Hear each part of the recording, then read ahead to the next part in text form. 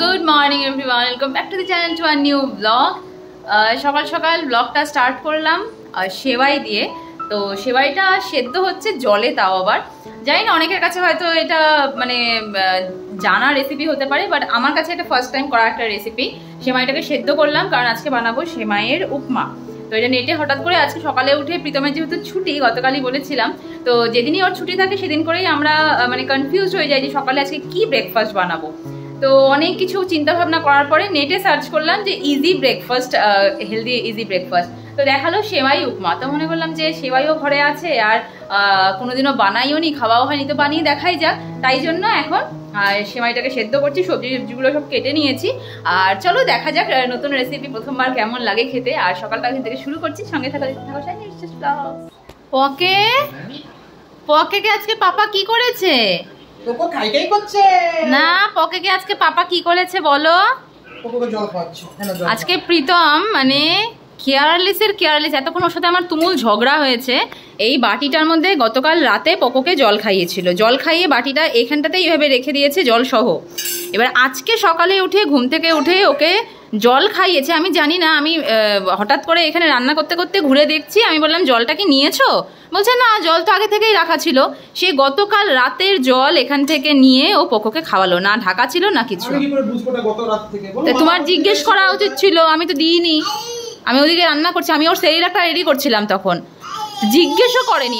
তুমুল বলে না ঝগড়া যাকে বলে, সেই তুমুল ঝগড়া হলো মাঝখানে পোকো, মানে পোকোর জন্য পরে আমরা থেমেছি। কারণ পোকো একবার এদিকে তাকাচ্ছে আবার ওদিকে তাকাচ্ছে, পরে বুঝলাম যে না, ওর সামনে চিৎকার চেঁচামেচি করাটা উচিত না। কারণ এই যে জিনিসগুলো না, সত্যি সত্যি কিছু কিছু জিনিস আছে ওর এত কেয়ারলেস মানে সবকিছু ভীষণ ক্যাজুয়ালি নেয়।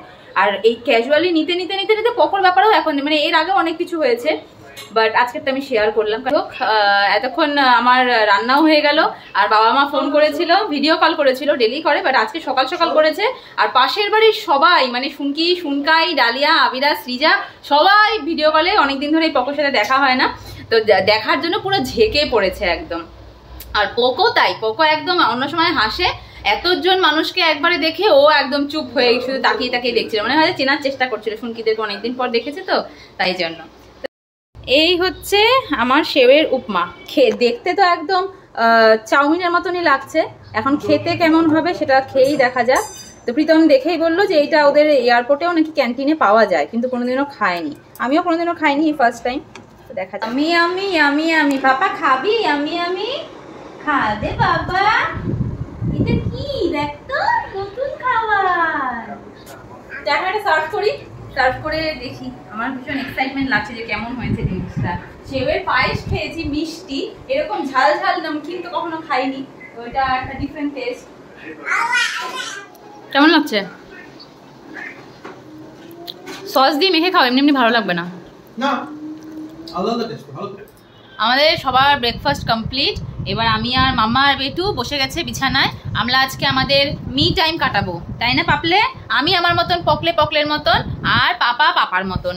আমরা প্রত্যেক দিন রান্নাবালি করি, যদিও কালকে রাতেই চিকেন টিকেন সব কিছু করাই আছে, খালি ভাত করলেই হয়ে যাবে।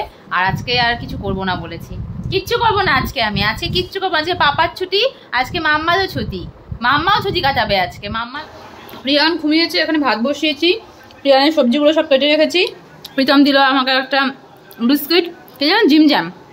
তোমার জন্য একটা কাজ রেখেছি, তোমার তো স্নান সব কমপ্লিট হয়ে যখন পালং শাক রেখেছি, একটু ছাড়িয়ে রেখে দাও, কালকে রান্না করবো পালং শাকটা। বেগুন আনতে লাগবে আজকে। এই যে আমাদের পকো আমাদের রান্না করতে করতে উঠে গেছে। এবার উঠেই কি করবে পকো? এই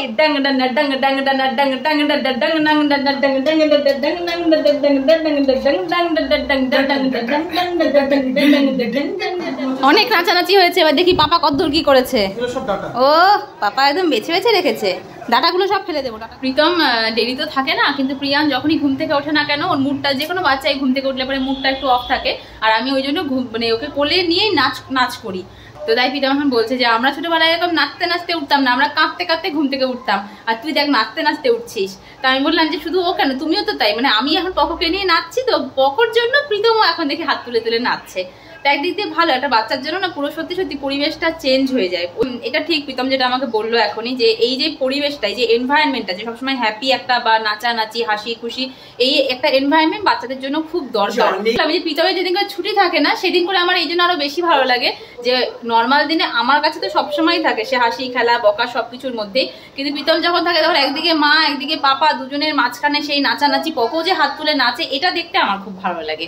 বাট এই বাড়িতেও তিনজন মিলে একসঙ্গে এই যে মজাটা, এই যে আনন্দটা, এটার কোনো তুলনা হয় না। বাইরে যতই ঘুরতে যাই না কেন, নিজেদের মধ্যে কোয়ালিটি টাইম স্পেন্ড করাটা খুব দরকার, খুব। ওকে, আজকে সকাল সকাল পকের অনেক জামা কাপড়, আমাদের জামা কাপড় সব ধুয়ে দেওয়া হয়েছে এই যে, আর ছাদে দেওয়া হয়নি, এত গরম, এখানেই মিলে দেওয়া হয়েছে, শুকিয়েও গেছে। দেখি আরেকবার, কি হাসি। পকর খিচুড়িটা বসানো আছে, আর এই যে দেখাই আমি আজকে পুরো আলমারিটা খালি করেছি, যে আলমারিটা গোছাবো বলে, সমস্ত জিনিস এখানটাতে রাখা। এটা করতে একটু টাইম লাগবে, সময় সাপেক্ষ ব্যাপার। পকো এখানে সামনে এসে দাঁড়িয়ে আছে, এখন পকর পাপা ওকে নিয়ে গেলে আমি একটু আলমারিটা গুছাতে পারি। তুমি কি একটু গোছাবে, মানে ধরবে? ছাড় ছাড়, পাপার সাথে ঘুরে এসেছিস না, ছাড়। এইটা না, এটা নিয়ে কাড়াকাড়ি শুরু করেছে, অন্য কিছু পায়নি আর। পকো তোমাকে পাপা কি দিল? কোনটা চকলেট কেকটা কোনটা বাবা? ওই যে এটা, এইটা কোনটা তুমি খুঁজে পাচ্ছ না? যা, এই যে আমার আর পকর পোরশনটা পুরো গোছানো হয়ে গেছে, এখন এই যে এই থার্ড তার মধ্যে পিটামেরটা রাখবো, ওটাই খালি গোছানো বাকি।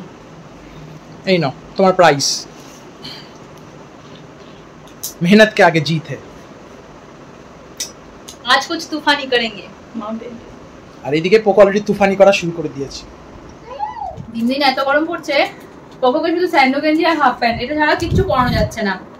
নর্মাল যে আমরা হাফ হাতা গেঞ্জিগুলো সেগুলো সব ঢুকিয়ে দিয়েছি, কারণ এখন আর এখানটাতে ওগুলো পরানো যায় না। পাপলা, আমার এখানটাতে আলমারি গুছানো পুরো কমপ্লিট, আর এদিকে প্রীতম প্রিয়ানকে খাওয়াচ্ছে আর ও দেখছে কার্টুন। তো আমি যাই তাহলে স্নানটা করে আসি। হ্যাঁ, ফাইনালি আমিও স্নান দান করে চলে এসেছি। বাচ্চা ঘড়িতে এখন 3:15 আছে, খেতে খেতে অনেকটা দেরি হয়ে গেল। নিয়ে নিয়েছি আমি প্রীতম দুজনেই, এখন আমরা লাঞ্চ করছি। আর লাঞ্চ করার পরে গতকাল যে বলেছিলাম প্রীতম যাবে রাজাদার সঙ্গে দেখা করতে, ওদের টিফিন বক্সটাও দিয়ে আসবে, তো টিফিন বক্সটাও পুরো রেডি করে রেখেছি। এই যে আলটিমেটলি যেটা আমরা খুঁজছিলাম কালকে, টিফিন বক্সের ওই ভেতরের রাবার ব্যান্ডটা, ওটা আর পেলাম না, প্রিয়ান কোথায় ফেলেছে ওই জানে। তো দুটোতে পায়েস, একটাতে চিকেন, এগুলো দিয়ে দিয়েছি। এখন খেয়ে নিই, তারপর প্রীতম আর 15-20 মিনিটের মধ্যে বেরিয়ে যাবে। যা, পাপার সাথে যাবি? নেবেও না পাপা, টাটা।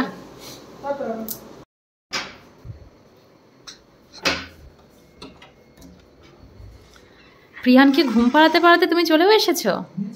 হ্যাঁ, আর ব্যাগ ভর্তি করে কি বাজারও করে এনেছে, গ্রসারি বাজার, অনেক কিছু বাকি ছিল। আরে এটা এটা আমার আসল জিনিস, মানে কত যুগের মনে হলো যেন স্বপ্ন পূরণ হলো আজকে আমার। বিছানার ঝাড়ু, এত যুগে আমি বিছানার ঝাড়ু নিয়েছি বাবু, এতদিন পরে 2 মাস পরে আমি বিছানা ঝাড়বো। কি শান্তির যে জিনিস এনেছো না। বাচ্চা এখন 6:10, সেই কটার সময় বেরিয়েছিলে? 3:30-র সময়। হ্যাঁ, 3:30-র সময় বেরিয়েছিলে। কি করে টাইম চলে গেল তোমার ছেলেকে নিয়ে? ওই যে ওদিকে ঘুমিয়েছে, যুদ্ধ করে বিছানা দেখো উলট পালট করে ঘুমিয়েছে। আমি প্রিয়ানকে নিয়ে ঘুম পাড়াচ্ছিলাম, তখনই মিলি ফোন করেছিল। তো মিলি বলছে ওর অনেক দিন ধরে ইনস্টা, ফেসবুক, হোয়াটসঅ্যাপ কোথাও আর কি ভালো ফটো ও স্ট্যাটাসে দিচ্ছে না, তো আজকে নাকি সেজে গুজে যাবে ছাদে। তো আমাকে বলেছিল যে যেতে একটু ফটো শ্যুট করে দিতে। প্রথমে আমাকেও বললো তুমি শাড়ি পেহেনকে আও, তো এই যা গরম, তাতে আর শাড়ি পরার মতন ইচ্ছে এনার্জি কিছুই আমার নেই। আর বিনা কারণে শাড়ি আমি কোনো যুগেই পরি না, তাই জন্য এখন এই দিল্লির গরমে ছাদের রোদের মধ্যে গিয়ে ফটোশ্যুটটা আর কি অবাস্তব একটা ব্যাপার। তাই আমি বললাম নেই, তুমকো मैं ফটোশ্যুট কর दूंगी लेकिन मुझे मत बोलो। তো প্রীতম ঢুকলো এখন, জাস্ট সমস্ত রকম জিনিস কিনে, আর এই ঝাড়ুটা দেখে আমার মনটা খুশি হয়ে গেল। কবে থেকে সেই বিছানার চাদর তুলে তুলে ঝাড়ছি, আর আমাদের এখানে সামনে কোথাও ঝাড়ু পাচ্ছিলাম না। মাউন্টেন ডিউর কালারটা যে এরকম হয় আজকে আমি প্রথমবার দেখছি।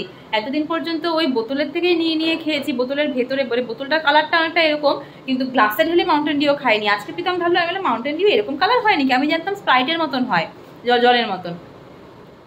এই যে আমি ছাদের আগেই ডিরেক্ট নিচেই আসলাম, আমার মনে হলো মিলি হয়তো রেডি হচ্ছে নাকি।